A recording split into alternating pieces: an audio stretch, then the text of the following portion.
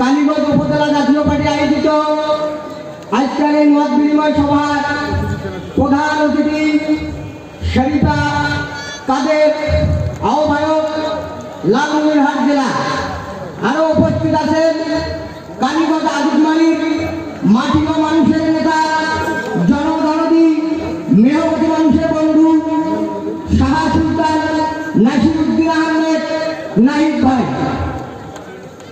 আজকে যেহেতু মত বিনিময় সভা, দুই একটি কথা না বললেই নয়। বর্তমান ক্ষমতাসীন সরকারের কিছু চেহারা বলে জাতীয় পার্টি নাকি দুর্বল পার্টি। আমি তাদেরকে বলে দিতে চাই, জাতীয় পার্টির মাথার ছাতা এসে আপনারা আজকে ক্ষমতা আসেন আর সেই পার্টিকে আপনারা দুর্বল বলেন। ভাইরা আমার, যেদিন জাতীয় পার্টি আপনাদের পাশে থাকবে না, সেদিন আপনাদের পায়ের তলায় মাটিও থাকবে না। কথা বলেন ঠিক কিনা? তাই আমি বলতেছি, বর্তমান সরকারের অধীনে শাসন নেই, নিঃশাসন। যেখানে নেতা সেখানে যদি গরিব মানুষ যে কোনো কারণে যায়, আগেই ফোন করে বলা হয় এটা আমার দলের লোক, ওই দিক চিন্তা করে না।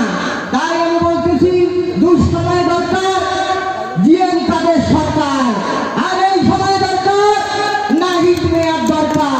তাই আমি ম্যাডামকে বলবো, আপনি কালীগঞ্জ আজিজ মালিক এই দুই আসনে আপনি আমাদের প্রাণ প্রিয় নেতা জনাব শাহ সুলতান নাসিরউদ্দিন নাহিদ ভাইকে নাঙ্গল মার্কা দিয়ে চুরি করে ব্লকের মাধ্যমে জয়ীমালা জানাই দিয়ে আমরা এই কালীগঞ্জে দেখাবো ইনশাআল্লাহ।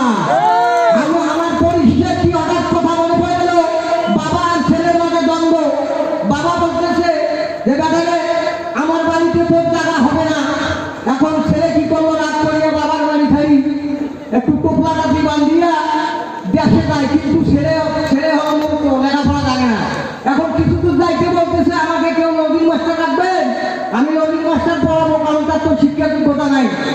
এখন কিছু গ্রাম পার হয়েছে, একজন বলল আমার একটা বাচ্চা আছে, ওনাকে নদীর মাস্টার রাখো, ওনাকে নদীর মাস্টার রাখা হলো। কিন্তু উনি বাচ্চাকে কি পড়াইবে, ওনার তো শিক্ষা যোগ্যতা নাই।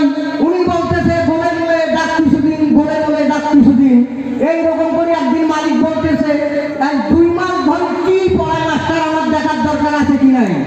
যখন সেই বাড়ির মালিক তাকে জিজ্ঞাসা করতে গেল কি পড়াচ্ছে, তখন তাকে যে বলে বলে ডাক কিছুদিন, তখন লাঠি দিয়ে পিটাইয়ে ওই বাড়ি থেকে বিদায় করেছে।